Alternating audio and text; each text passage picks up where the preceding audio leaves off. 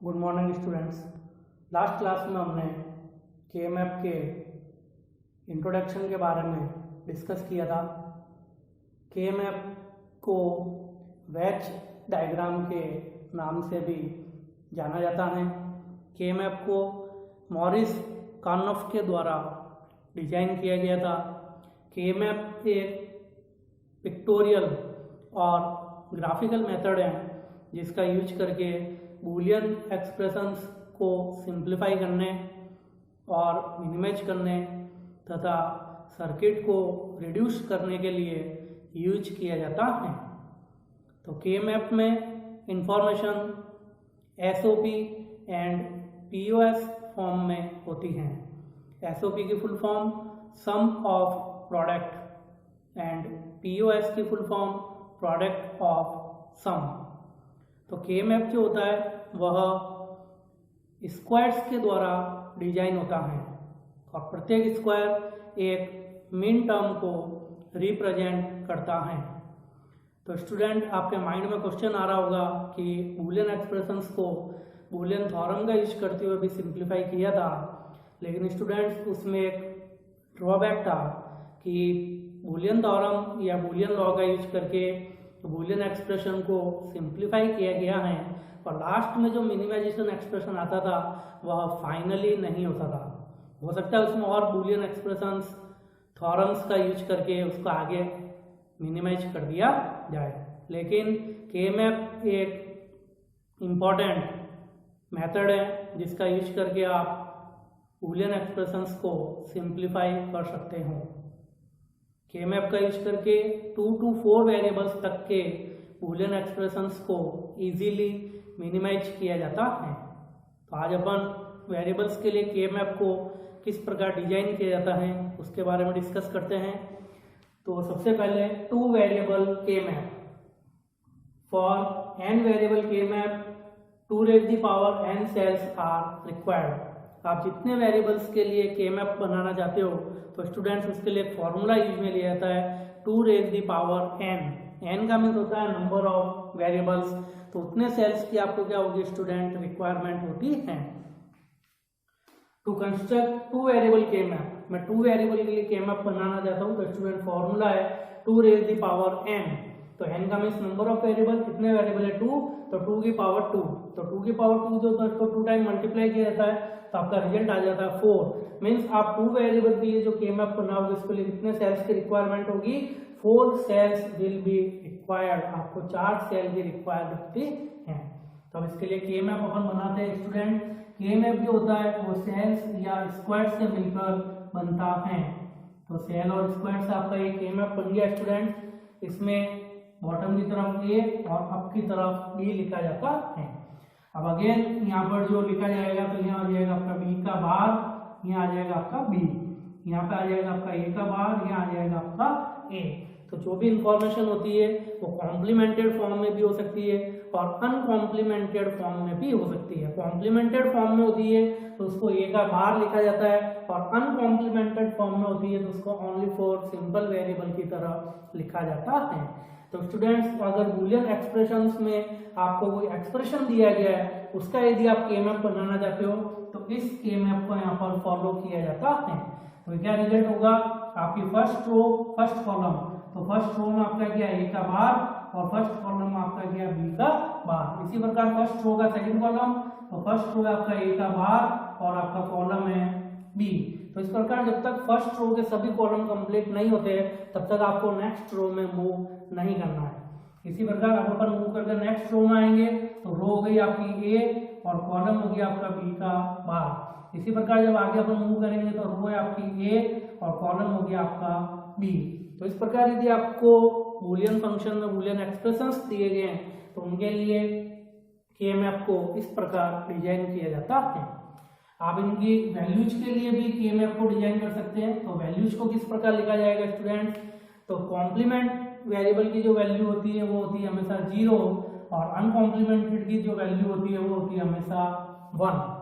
तो अगेन वही कंसेप्ट, तो यहाँ से हो जाएगा आपकी फर्स्ट रो 0 और फर्स्ट कॉलम 0, फर्स्ट रो आपकी 0, फर्स्ट सेकंड रो कॉलम हो जाएगा आपका 1।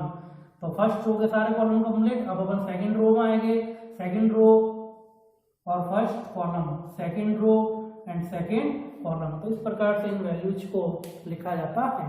तो अगर बूलियन फंक्शंस में आपको न्यूमेरिकल वैल्यूज दे रखी है, जो कि आपके बाइनरी नंबर भी हो सकते हैं, ऑक्टल भी हो सकते हैं या हेक्साडेसिमल भी हो सकते हैं, तब उसके लिए फिर क्या किया जाता है, नंबर फॉर्म्स में उनको रिप्रेजेंट किया जाता है। तो इनको अपन अब क्या करेंगे, बाइनरी वैल्यूज में कन्वर्ट कर देंगे। तो बाइनरी वैल्यूज में जब अपन कन्वर्ट करेंगे तब अपना रिजल्ट क्या आएगा, तो इसको अपन बी का बार लिख सकते हैं, इसको बी, ये आपका ए का बार और ये आपका ए। तो देखो स्टूडेंट्स, इसको सॉल्व आउट करने के लिए आपको फॉर्मूला यूज में लेना होता है स्टूडेंट्स, 2 की पावर 0। 2 की पावर 0 जो होती है उसकी वैल्यू हमेशा 1 आती है। इसी प्रकार 2 की पावर 1 जो होती है उसकी वैल्यू हमेशा 2 आती है। 2 की पावर 3 की वैल्यू 8 आती है और 2 की पावर 4 की वैल्यू 16 आती है। तो स्टूडेंट्स आपका एक फॉर्मूला होता है, बाइनरी वैल्यू होती है आपकी, सबसे पहले 2 की पावर 0 होता है आपका 1 और आगे साथ से इसको क्या किया जाएगा, बाइनरी वैल्यू से मल्टीप्लाई किया जाएगा। 1 को मल्टीप्लाई करेंगे 2 से तो 2, 2 को मल्टीप्लाई करेंगे 2 से तो 4, 4 को 2 से मल्टीप्लाई करेंगे तो 8। इस प्रकार से आगे आपके क्या होगी, वैल्यूज क्रिएट होती चली जाएगी। ये वैल्यू आपको यहाँ पर लिखनी है। तो पहली वैल्यू आपके पास क्या है, 0 0, तो ये वैल्यू अपन यहाँ पे लिखेंगे 0 0। तो ऐसी कौन कौन सी डिजिट्स है जिनको जोड़ने पर आपको वैल्यू प्राप्त हो रही है, तो कुछ नहीं जुड़ रहा है, इसलिए फर्स्ट रो और फर्स्ट कॉलम में आपकी जो वैल्यू आएगी वह आएगी 0। इसी प्रकार नेक्स्ट वैल्यू आपकी 0 1, तो 0 यहाँ पे लिखेंगे, 1 यहाँ पर लिखेंगे। तो 1 किसके नीचे आ रहा है, 1 के नीचे, इसलिए इस कॉलम में आपकी जो वैल्यू आ जाएगी वह आएगी आपके पास 1। नेक्स्ट 1 0 1 0, तो 1 किसके नीचे आ रहा है, आपके 2 के नीचे, इसलिए इस कॉलम की जो वैल्यू होगी वो होगी आपके पास 2। इसी प्रकार लास्ट आ रहा है आपके पास 1 1, तो दोनों जगह आपका 1 1 आ रहा है। तो जिस लोकेशन पर आपका 1 1 आता है उन डिजिट्स को आपस में ऐड कर दिया जाता है। तो इन दोनों डिजिट्स को आपस में ऐड करेंगे तो आपकी वैल्यू आ जाएगी 3। तो इस प्रकार से अगर बूलियन फंक्शन में आपको न्यूमेरिक वैल्यू दे रखी है तो उसके लिए के-मैप को इस प्रकार डिजाइन किया जाता है। Next 3 variable के-मैप। 3 वेरिएबल के लिए यदि आप के-मैप डिजाइन करना चाहते हो तो वही students formula 2 raised to the power n। तो to construct 3 variable K map 2 raised to the power n equal to 2 की power 3 equal to 8 cells are required. तो 3 वेरिएबल के लिए यदि आप के-मैप बनाते हो तो आपको 8 सेल्स की रिक्वायरमेंट होती है।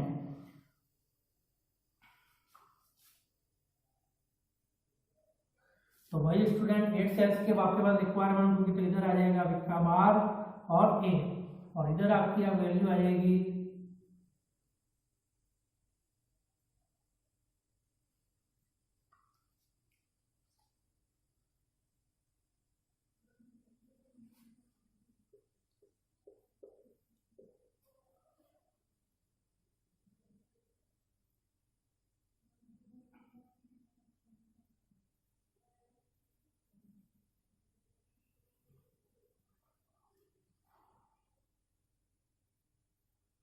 थ्री वेरिएबल के-मैप स्टूडेंट, इसलिए 3 वेरिएबल के-मैप होगा तब आपके इस प्रकार लिखा जाता है।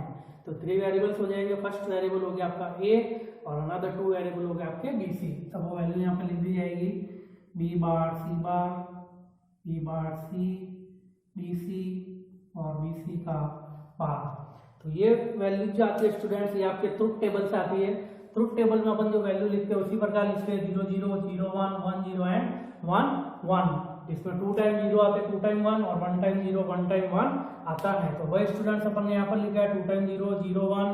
अब यहाँ पे क्या होता है स्टूडेंट्स, आपके जो ये डिजिट्स होती है इसमें क्या होता है, एडजसेंट सेल के अंदर 1 चेंज कर दिया जाता है। तो इसी प्रकार यहाँ पर आपके जो एडजेसेंट सेल्स होंगे इसमें 1 डिजिट को क्या कर दिया जाता है, चेंज कर दिया जाता है, जिससे आपका एक्सप्रेशन जो है सिंप्लीफाई हो जाता है। तो देखो स्टूडेंट्स यहाँ 0 0 है, तो नेक्स्ट एडजेसेंट सेल्स में जब अपन चलेंगे तो 0 0 और 0 जो किसमें कन्वर्ट हो गया 1 में।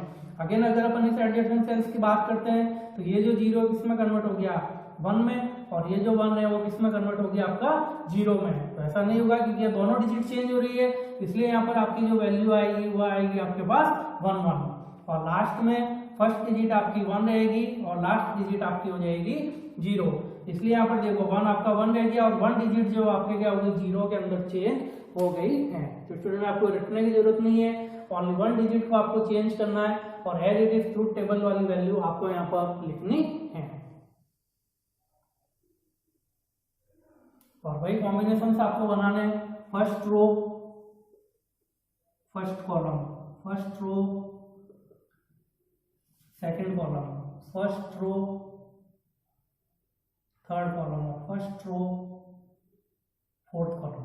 तो इस प्रकार से students A bar B bar C bar, A bar B bar C, A bar B C, A bar B C का बार। तो फर्स्ट रो के सारे कॉलम कंप्लीट हो गए। इसी प्रकार नेक्स्ट रो में आएंगे ए बी का बार सी का बार, A B bar C, A B C और ए बी सी का बार। तो कुछ नहीं करना है स्टूडेंट्स, बहुत इजी होता है। आप जिस रो में है उस रो को देखते जाओ और ऊपर आपका कौन सा कॉलम है उसको देखते जाओ और उस एक्सप्रेशन को वहां पर आप राइट कर दीजिए। तो अगर आपको बूलियन फंक्शन में बूलियन एक्सप्रेशंस दे रखा है तो उसके लिए के मैप को इस प्रकार डिजाइन किया जाता है। और अगर आपको वहां पर वैल्यू दे रखी है तो वैल्यू के लिए भी आप के मैप को डिजाइन कर सकते हो। तो आप देखो स्टूडेंट्स यहाँ पर 000 है, तो अगर मैं 000 लिखूंगा तो आपकी वैल्यू क्या आ जाएगी 0। फिर आपके पास 100, तो 100 लिखूंगा तो ओनली फॉर कौन सी लोकेशन पर 1 है, 1 पर, इसलिए यहाँ पे आ जाएगा आपका 1। फिर 1 2 4, तो 1 और 2 पे आपका 1 1 आ रहा है, इसलिए यहाँ पे क्या आ जाएगा आपका 3। 1 2 4, तो 2 पे आपका 1 आ रहा है, इसलिए यहाँ पे आ जाएगा आपका 2। तो जिस लोकेशन पर स्टूडेंट्स 1 आता है ओनली उसी वैल्यू को वहां पर क्या करना होता है, कंसीडर करना होता है। और अगर एक से अधिक वंस आपके क्रिएट हो रहे हैं तो उन सभी डिजिट्स को आपस में क्या कर दिया जाता है, ऐड कर दिया जाता है।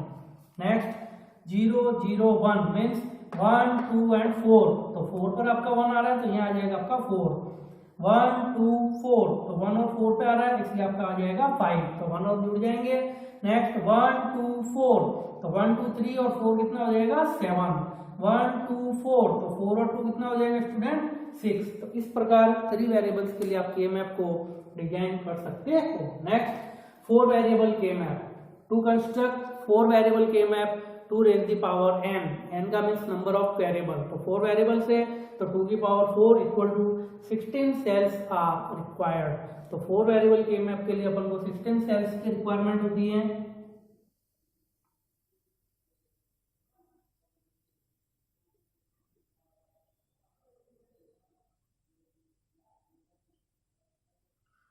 तो वही स्टूडेंट्स जो अपन ने 3 वेरिएबल के मैप्स के लिए वैल्यू लिखी थी वो एज इट इज आपको यहाँ पर लिखनी है और फॉर्मूला लेना है। 1 2 4 8, तो कहाँ पे भी आपकी डिजिट ऐड नहीं हुई इसलिए 0। 1 2 4 8, तो 1 पर 1 आ रहा है। 1 2 4 8, 1 और 2 पे आ रहा है इसलिए आ जाएगा 3। 1 2 4 8, 2 पर आपका 1 आ रहा है इसलिए 2। नेक्स्ट 1 2 4 8, तो 4 पर आपका 1 आ रहा है। 1 2 4 8, तो 1 और 4 पर आ रहा है इसलिए क्या हो गया 5। 1 2 4 और 8, तो 1 2 4 पर आपका 1 1 आ रहा है इसलिए ये हो गया आपका 7। 1 2 4 8, तो 2 और 4 पर 1 1 आ रहा है इसलिए ये हो गया आपका 6। नेक्स्ट 1 2 4 और 8, 4 और 8 पर आपका 1 1 आ रहा है इसलिए ये हो गया आपका 12। 1 2 4 8, तो 1 2 4 और 8, तो 1 पर आ रहा है, 4 पर आ रहा है और 8 पर आ रहा है तो ये हो गया आपका 13। नेक्स्ट 1 2 4 8, तो सभी पर 1 1 आ रहा है तो 1 2 3, 3 और 4 7 और 8 15। नेक्स्ट 1 2 4 8, 8 और 4 12 और 4 16। 1 2 4 8, तो 2 4 8, 2 और 4 6, 6 और 8 14। नेक्स्ट 1 2 4 8, यहाँ आ जाएगा आपका 8। 1 2 4 8, यहाँ आ जाएगा आपका 9। 1 2 4 8, तो 1 और 2 3, 3 और 8 11। नेक्स्ट 1 2 4 8, 2 और 8 पर 1 1 आ रहा है इसलिए यहाँ आ जाएगा आपका 10। तो इस प्रकार से वैल्यूज को क्या किया जाता है, के मैप के अंदर राइट किया जाता है। तो स्टूडेंट इसके लिए बूलियन फंक्शंस में भी आपको न्यूमेरिक वैल्यू दे रही होगी, उस वैल्यू के अकॉर्डिंग जिस सेल के अंदर आपको वैल्यू प्राप्त होती है वहां पर क्या कर दिया जाता है, आपके 1 राइट कर दिया जाता है। उस एडजेसेंट सेल को मिन टर्म के द्वारा रिप्रेजेंट किया जाता है और मिन टर्म की वैल्यू होती है आपके 1। तो इस प्रकार students 2 variable 3 variable and 4 variable के लिए के मैप को डिजाइन किया जाता है। Next, grouping of cells for simplification. Boolean expression को सिंप्लीफाई करने के लिए जितने भी अपन ने सेल्स बनाए, इन सभी सेल्स की क्या की जाएगी, ग्रुपिंग की जाएगी। अब ग्रुपिंग किस प्रकार होती है students, adjacent cells which have ones can be grouped together into 2's power. तो एडजेसेंट सेल्स में जहां जहां पर 1 होते हैं उन्हें 2 की पावर में ग्रुप्ड किया जाता है। तो स्टूडेंट्स आपको क्या करना है, एडजेसेंट सेल्स में जहां जहां पर आपको क्या मिलेगा, 1 कंटेन होगा, उसको क्या करना है, आपको 2's की पावर में क्या करना है, ग्रुप करना है। कैसे करना है, सच एज 2 की पावर 0, तो 2 की पावर 0 जो होती है स्टूडेंट्स, उसकी वैल्यू हमेशा 1 आती है। 2 की पावर 1 इक्वल टू 2, 2 की पावर 2 इक्वल टू 4, 2 की पावर 3 इक्वल टू 8 और 2 की पावर 4 इक्वल टू 16। तो ये जितने भी आपके सेल्स के ग्रुप बनेंगे स्टूडेंट्स, ये आपको ध्यान रखना हमेशा 2 की पावर में ही बनेंगे। ठीक है, सेल्स में जितने भी ग्रुप्स बनेंगे वो हमेशा आपके क्या बनेंगे, 2 की पावर में ही बनेंगे। ठीक है, तो 2 की पावर 1 इक्वल टू 2, तो आपके यहाँ पे 2 सेल्स का एक ग्रुप बनेगा। तो 2 एडजेसेंट सेल्स का यूज करते हुए जब एक ग्रुप बनाया जाता है तो उसे क्या कहा जाता है, पेयर कहा जाता है। तो 2 एडजेसेंट सेल्स का ग्रुप बनाया जाता है तो उसे क्या कहा जाता है, पेयर। तो स्टूडेंट्स देखिए, मैंने यहाँ पर डायग्राम में भी बना रखा है, ये मैंने डायग्राम लिया, तो यहाँ पे देखिए आपके पास यहाँ पर भी 1 है, यहाँ पर भी 1 है। तो इन 2 एडजेसेंट सेल्स का मैंने क्या कर दिया, यहाँ पर एक ग्रुप बना दिया है। तो यह ग्रुप आपका क्या कहलाता है, पेयर कहलाता है। तो 2 एडजेसेंट सेल्स का ग्रुप बनाया जाता है, उसे पेयर कहा जाता है। इसी प्रकार मैंने यहाँ पर भी ग्रुप बनाया है, तो ये भी देखो 2 सेल्स का है, इसलिए इसको क्या कहा जाएगा, पेयर कहा जाता है। और इसी प्रकार मैंने क्या किया गया, लेफ्ट सेल और राइट सेल का भी क्या किया, मैंने ग्रुप बनाया, इसलिए ये आपका क्या कहलाएगा, पेयर कहलाता है। नेक्स्ट, 2 की पावर 2 इक्वल टू 4। यदि आप 4 एडजेसेंट सेल्स का ग्रुप बनाते हैं तो उसे क्वाड्स कहा जाता है। तो 4 एडजेसेंट सेल्स का ग्रुप बनाया जाता है तो उसे क्वाड्स कहा जाता है।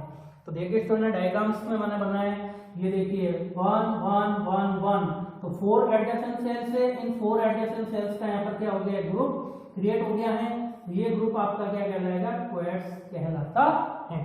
इसी प्रकार top cell, bottom cell, right top cell and bottom cell, इन चारों का भी क्या हो गया, यहाँ पर एक ग्रुप क्रिएट हो गया। तो 4 एडजेसेंट सेल्स का जब एक ग्रुप बनता है तो उसे क्वाड्स कहा जाता है। इसी प्रकार नेक्स्ट, 2 की पावर 3 इक्वल टू 8। यदि 8 एडजेसेंट सेल्स का यदि ग्रुप बनाया जाता है तो उसे ऑक्टेट्स कहा जाता है। तो स्टूडेंट लास्ट डायग्राम में देखिए, यहाँ पर मैंने टोटली 8 सेल्स का एक ग्रुप बनाया है जिसमें सभी जगह 1 है। तो सभी जगह जब 1 होता है तो उन सभी सेल्स का क्या किया जाता है, ग्रुप बनाया जाता है। लेकिन वह जो ग्रुप होगा स्टूडेंट्स, ये आपको ध्यान रखना पड़ेगा, 2 की पावर में ही होना चाहिए। तो यहाँ पर 8 सेल्स का मैंने पूरा एक ग्रुप बनाया है, तो ये आपका क्या कहलाएगा, ऑक्टेट्स कहलाता है, ऑक्टेट्स कहलाता है। इसी प्रकार लेफ्ट हैंड साइड के जो 4 ग्रुप्स हैं, इसी प्रकार राइट हैंड साइड में भी आपके 4 सेल्स का ग्रुप है, तो ये पूरा ग्रुप आपका क्या कहलाएगा, ऑक्टेट्स कहलाता है। तो इस प्रकार स्टूडेंट्स एडजेसेंट सेल्स के अंदर क्या किए जाते हैं, 2's की पावर में ग्रुप बनाए जाते हैं। तो ये जो ग्रुप अपन बनाएंगे स्टूडेंट्स, इन्हीं का यूज करते हुए बूलियन एक्सप्रेशंस को सिंप्लीफाई किया जाता है। अब इन ग्रुप्स को बनाने के लिए भी कुछ रूल्स को फॉलो किया जाता है, वह रूल्स नेक्स्ट क्लास के अंदर कंसीडर करेंगे। Thank you.